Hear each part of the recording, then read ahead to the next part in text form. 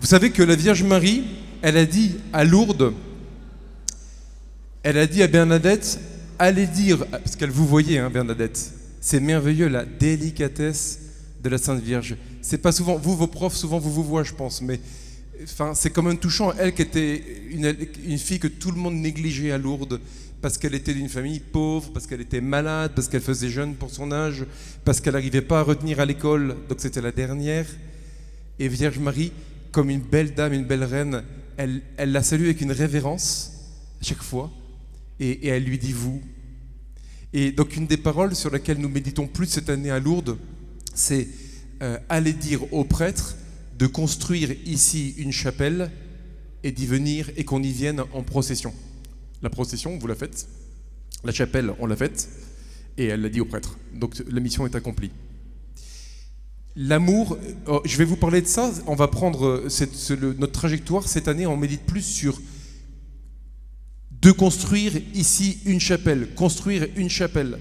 Et je vous propose ce soir de dire un petit mot sur les fondations de la chapelle que nous voulons construire et que vous voulez construire. Et puis demain, je vous dirai un mot sur cette maison, cette chapelle que vous êtes, ce temple du Seigneur que vous devez être pour le Seigneur, comment le construire. Et puis après-demain, on parlera de comment construire la vaste église pour que Dieu habite dans le monde. Et là, pour ça, on a besoin de vous, des jeunes du Var. Le fondement de la maison que Dieu veut faire avec votre vie, votre existence de jeune homme, de jeune femme, c'est pour aujourd'hui ou c'est pour dans quelques mois, dans quelques années, que vous êtes des jeunes hommes et des jeunes femmes. Et Dieu a pour vous un projet de bonheur. Il veut votre vie solidement fondée. Votre maison, pas sur des fondements un peu bidons, mais sur du solide. Et le solide, si vous voulez construire une vie pour être heureux, c'est de construire votre vie sur l'amour de Dieu. Sur l'amour de Dieu qui nous a été manifesté en Jésus-Christ, notre Seigneur. Ce que je voudrais, ce que je nous souhaite à tous ce soir, c'est ma prière, c'est de ressortir de cette veillée, par l'action de la grâce de Jésus, convaincu d'amour. Il faut être convaincu d'amour. Il faut être même vaincu par l'amour. Quoi? Vaincu? Je croyais que Dieu me voulait vainqueur.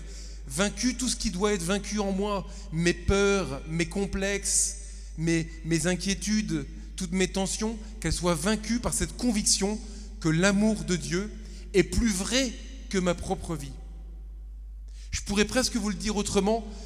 Mon souhait, ça serait que nous ressortions tous en ayant la foi.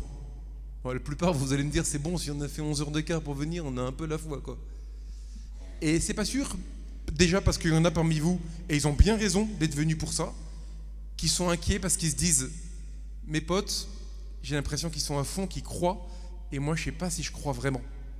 Et ceux-là, tous, nous allons prier tout à l'heure aussi pour eux, pour qu'ils aient cette conviction de foi plus forte et définitive pour leur vie. Et ça, c'est un miracle, comme Dieu aime les faire à Lourdes, comme Marie aime les obtenir à Lourdes de son Fils, comme elle n'arrête pas de le faire. Ceux parmi vous qui se disent « je ne suis pas sûr d'avoir vraiment la foi » et qui le souhaitent, et présentez ça au Seigneur et comptez sur la prière de tous vos frères et sœurs qui sont autour et qui croient déjà en cet amour de Jésus. Mais encore, il y en a qui croient qu'ils ont la foi et ça pourrait être une foi un peu en dessous de ce qu'elle devrait être. Parce que si tu crois que Dieu existe, c'est pas ça avoir la foi. Si tu crois que Dieu existe, je suis pas sûr que tu as la foi.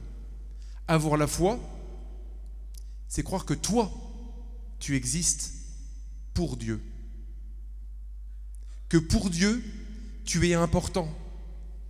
Que Dieu qui est amour, cet amour, il s'intéresse à toi. Il se porte sur toi. Si tu as cette conviction indéfectible pour ta vie, rien ne peut t'effrayer. Rien. Il y aura des tempêtes dans ta vie. Il va y avoir des galères, il va y avoir des souffrances. C'est sûr. Jésus l'a dit. Celui qui me suit va prendre sa croix. Et puis vous aurez des persécutions, il a même dit le Seigneur. Si tu es à fond avec le Seigneur, oui, tu vas souffrir. Il n'a pas dit, je vais vous faire un petit chemin fleuri, vous allez marcher pieds nus sur des pâquerettes. Il a dit, il y aura des épines. Mais si tu es fondé, si tu fondes ta maison sur la conviction inébranlable de son amour pour toi, Tout ça, ce seront que des nuages noirs vite traversés, derrière lesquels tu sauras reconnaître le soleil. Et très vite, ta vie, elle prendra un autre tour, parce que intérieurement, tu seras animé par la joie. Comme le petit poisson qui est au fond de la mer, vous savez, disons à 1000 mètres d'altitude, imaginez, poisson lanterne là. S'il y a une tempête en surface, et le poisson, il est tranquillou au fond. Il continue à nager, tranquille, il s'est aperçu de rien. Au-dessus, les bateaux, ils sont fracassés, les vagues font 10 mètres, mais dans les profondeurs, le poisson, il est en paix. Eh bien, je nous souhaite ce soir de pouvoir être comme le petit poisson qui est solidement plongé dans l'amour du Christ, comme la chose la plus certaine de toute sa vie. Si vous peinez parfois à vous convaincre de son amour, dites-vous bien ceci. Vous croyez tous, vous savez tous que Jésus a dit « Aimez-vous les uns les autres comme je vous ai aimé ». Et si je faisais un sondage, je ne le fais pas, je ne suis pas assez interactif, hein. Si je faisais un sondage, je pense que beaucoup diraient oui, c'est peut-être le verset qui serait plus le résumé de tout l'évangile. La foi chrétienne, le message de Jésus, c'est « Aimez-vous les uns les autres comme je vous ai aimé ». Je vous dis, mauvaise réponse. Pas si sûr. À mon avis, c'est quelques lignes au-dessus dans l'évangile que la grande bonne nouvelle pour ta vie, elle se trouve. C'est pas que Jésus te dit d'aimer les autres comme il a aimé, ce qui n'est pas évident parce que ça veut dire jusqu'à la croix. Et on n'est pas très sûr d'y arriver. Non, la bonne nouvelle que Jésus t'adresse ce soir, qui t'adresse dans ta vie, pour ta vie de jeune homme, pour ta vie de jeune femme, c'est comme le Père m'a aimé, moi aussi, je vous ai aimé. Écoute-le avec la deuxième personne du singulier. Jésus te dit, comme le Père Tout-Puissant qui a créé l'univers entier m'a aimé son Fils unique, éternel dans la Sainte Trinité. Ça veut dire avant la création du monde, le Père, le Fils, le Saint-Esprit, c'est une bombe atomique en explosion d'amour, en perpétuelle explosion, vous voyez ? Une puissance d'amour, un seul Dieu qui est une explosion d'amour entre le Père, le Fils et le Saint-Esprit. C'est ça la Sainte Trinité, ok ? Et Jésus nous dit, comme le Père m'a aimé, ça veut dire cette espèce d'amour atomique, si fort que pour lui créer le monde est une pichenette, est une goutte d'eau. Eh bien de cet amour-là, je vous ai aimé, dit Jésus. Et deuxièmement, encore quelques petites lignes après, il dit demeurez dans mon amour. Jésus t'a aimé de l'amour même que le Père l'a aimé de toute éternité. L'amour avec lequel le monde a été créé. Si tu te dis, je ne suis pas sûr de valoir quelque chose, ma vie elle est un peu nulle, ou moi je suis moins belle que l'autre, moins intelligente, moins beau, j'ai moins de talent que mes frères et mes sœurs de mon aumônerie ou de ma paroisse ou de ma famille. Et du coup, je désespère un peu en me disant, je ne suis pas sûr de l'amour de Dieu pour moi. Il est où l'amour de Dieu ? Ou si tu te dis, il y a trop de galères dans ma famille, des choses difficiles avec mes parents, j'ai vécu même des violences peut-être, eh bien, sois convaincu que l'amour de Dieu est plus vrai, l'amour de Dieu pour toi est plus vrai que toutes ces violences, que toutes ces haines qui peuvent t'entourer ou que tu peux redouter. Dieu, il a créé pour toi le ciel et la terre, comme une déclaration d'amour pour gagner ton cœur. Il a créé la multitude des oiseaux du ciel. Il a créé les étoiles de mer, les kangourous, les papillons, les mouches, les abeilles, toutes sortes de choses, comme un bouquet de fleurs d'un amoureux qu'il ferait à son amoureuse. Et l'amoureuse, c'est toi. T'es comme ça bien-aimé. Dieu Tout-Puissant, si j'ose dire, pardonnez-moi, te drague, te déclare son amour en t'offrant la création tout entière pour te dire « Vois comme je t'ai aimé, répondras-tu à mon amour, feras-tu confiance à mon amour ?» Et si cela était nécessaire, Dieu le bâtirait, le créerait pour toi, ce monde. Dieu, pour gagner ton cœur et l'introduire dans son amour, serait capable de créer le paradis rien que pour toi. Parce qu'au chapitre 25 de l'évangile de Saint Matthieu, il dit que quand il accueillera un juste dans son royaume, il lui dira « Entre dans le royaume préparé pour toi depuis la création du monde ». Ça veut dire le paradis qui a été préparé depuis la création du monde, il est fait pour chacun d'entre nous. Si des fois tu te dis, parce qu'on se pose la question parfois dans les aumôneries, on dit « Est-ce qu'il faut croire à la prédestination ?» Vous savez ? C'est-à-dire, est-ce que tout ce que je vais faire, c'est déjà écrit ou pas? Soyez sûr d'une chose, c'est qu'il y a une prédestination qui est bien dit dans la Bible, c'est que tu as été prédestiné pour le paradis. Tu es prédestiné pour l'amour infini. Tu as été jeté dans le monde par amour, en vue de l'amour. Ça, c'est le plan de Dieu, c'est la promesse de Dieu. Par contre, si après, tu fais pas gaffe, si tu t'en moques, si tu n'en prends pas soin, tu peux manquer l'amour.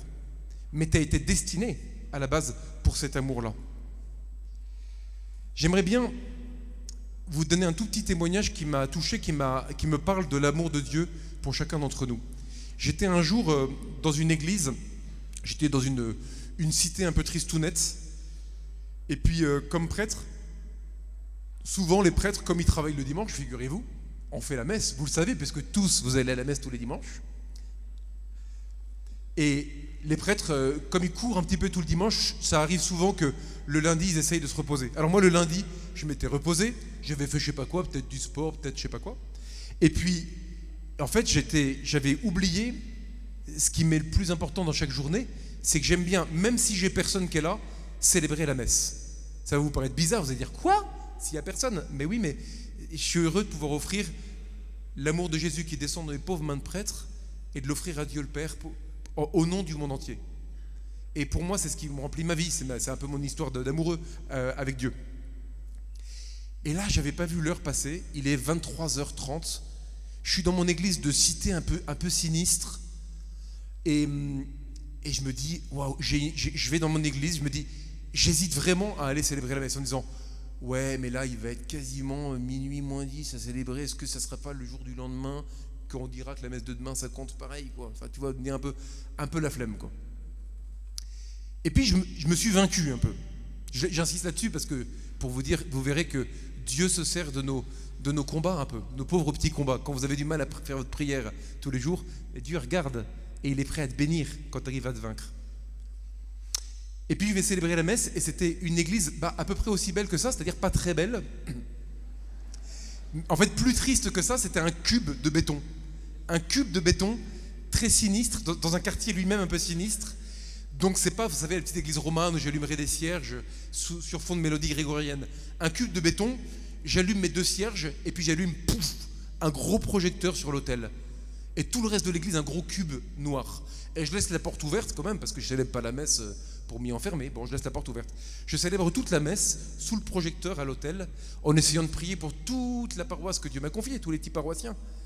À voix basse, parce que s'il n'y a personne qui écoute, je ne vais pas crier ça. Je chuchote ma petite messe avec mon crucifix au milieu. Et voilà que, vers la fin de la messe, au moment où je prends la Sainte Communion, arrive une jeune femme de 23 ans, je crois, qui rentre dans cette église. Une jeune femme que je n'ai jamais vue. Mais là, il était minuit 10, un truc comme ça. Enfin, une heure où tu ne vas pas dans une église, quoi. Une heure où j'ai jamais ouvert l'église, un lundi à minuit 10, quoi. Enfin, du coup, un mardi à minuit 10. Cette femme, elle rentre, elle fait sa genuflexion, elle se met au 5e, 10e rang par là, elle s'assoit. Et moi, au moment où elle rentre, j'étais en train de dire la messe, et il y a un verset qu'on appelle l'antienne de communion, que le prêtre est supposé dire juste après avoir communié. J'hésite à le dire. Le verset, c'était « Femme, moi non plus, je ne te condamne pas, va et désormais ne pêche plus. » Et j'hésite un peu, je me dis, je sens intérieurement, je dis, c'est trop gros, c'est pour elle, quoi. Faut le dire. Je me dis, Seigneur, je prends des risques, quoi. Si elle sait que c'est quand même une parole que Jésus a dit à une prostituée, ou du moins à une femme qui avait fait des péchés d'adultère, pour la pardonner, elle va peut-être me mettre une grosse gifle, quoi. Et moi qui avais dit toute la messe à voix basse, je me risque, et dans le micro, je dis tout fort, femme, moi non plus je ne te condamne pas, va et désormais ne pêche plus. Je termine la messe qui était bientôt terminée, je vais la saluer dans cette église tout dans le noir, en me disant mais qu'est-ce qu'elle va me raconter? Et en fait, cette jeune femme était une femme qui avait été baptisée 3 ans avant, donc une toute jeune conquise par Jésus, et qui avait tout laissé tomber, qui n'allait plus à la messe, qui avait complètement abandonné toute la pratique, toute sa vie de foi, alors qu'elle avait connu une grande histoire d'amour avec Jésus. Et cette parole était la parole de Jésus pour elle. Elle a été traversée par cette parole. Et du coup, elle a décidé de se confesser, ce qu'elle n'avait pas fait depuis bien longtemps. Elle a fait une belle confession et elle a senti que le Seigneur lui avait fait un cadeau immense. Et moi aussi, j'ai constaté que le Seigneur lui avait fait un cadeau immense. Mes petits frères et sœurs, c'est de cet amour-là que Dieu vous aime. Vous imaginez ce qu'il est capable de faire? Il a fait en sorte que j'avais oublié de célébrer la messe, que je n'oublie pas d'habitude. Il a fait en sorte que je me souvienne à 23h30. Il a fait en sorte que dans mon combat de pauvre pécheur, qui a parfois la flemme de prier, mais qui en même temps aime Jésus, qui voudrait l'aimer mieux, j'arrive à me vaincre avec sa grâce pour pouvoir aller célébrer la messe toute seule dans mon cube de béton. Il a fait en sorte que j'oublie pas de laisser la porte ouverte. Il a mis l'idée dans cette femme de passer à minuit devant cette église, ce cube. Elle rentre dans le cube et elle arrive au moment où cette parole est écrite, cette parole qui arrive peut-être une fois ou deux dans l'année. À ce moment-là, elle se la prend en pleine face et c'était pour elle. Vous voyez la délicatesse de l'amour de Dieu? Je vous promets que Dieu vous aime de cet amour-là. Dieu est capable de faire n'importe quoi pour gagner votre cœur. Est-ce que vous voulez lui dire oui? Est-ce que vous voulez, pendant ce pèlerinage, vous laisser atteindre par ces déclarations d'amour? Toute votre vie, le monde entier, il l'a créé pour dire « Regarde comme je t'aime ». Il n'est pas beau ton père? Ta famille, il l'a donné, même si c'est galère parfois en famille, il l'a donné pour te dire « Regarde comme je t'aime ». Pour toi, il est mort sur la croix. Pour toi, il est ressuscité d'entre les morts. Pour toi, il a fondé l'Église pour te permettre de trouver tous les moyens de rejoindre son amour et de vivre de son amour. La grande question du pèlerinage, la question que je vous pose ce soir, c'est est-ce que je désire faire de l'amour de Dieu pour moi la plus grande conviction de ma vie? Est-ce que je désire croire plus encore à son amour que je ne crois à ma propre vie? Il y a plein qui ont envie de dire oui. Alors je vais crier, est-ce que vous le voulez pour que vous puissiez dire oui? Dites-le. Attends. Vous êtes... Est-ce que vous le voulez? Je suis heureux. Je vous laisse leur dire parce que je sens que vous avez envie que ça... Est-ce que vous le voulez? Mais votre cri, il va droit au ciel. Il rejoint le cœur de Dieu. Il va vous exaucer. Attention, ça va vous tomber dessus, ça va être une Pentecôte. Écoutez, je rends grâce pour ça, très fort. Ce que je vous propose, c'est qu'on peut jouer 3 notes de musique pour introduire autant de musique, de prière plutôt.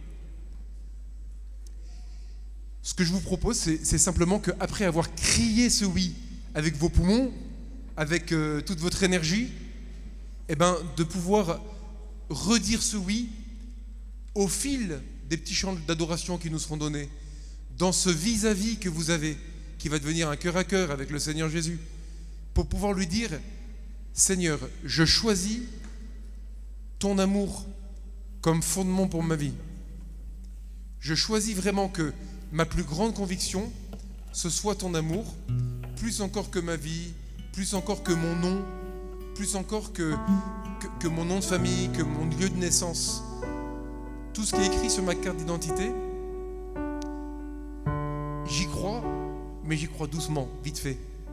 Par contre, ton amour, Seigneur, ce soir, je veux en faire la plus grande conviction, mon identité profonde, mon ADN, mon nom caché, mais mon nom véritable.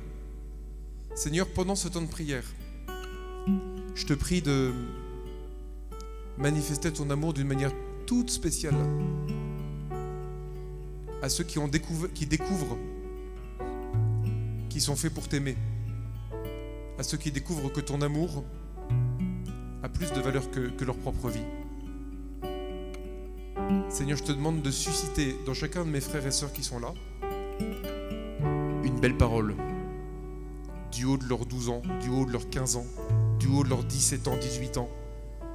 Seigneur, une parole de vrais chrétiens, de vrais disciples. Maître, tu m'appelles, me voici. Je veux bien ton amour pour guider ma vie.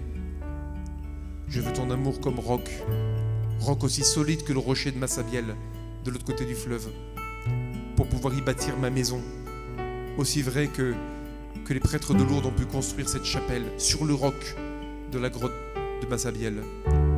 Seigneur, je veux ton amour pour guider ma vie, pour fonder ma maison. Amen.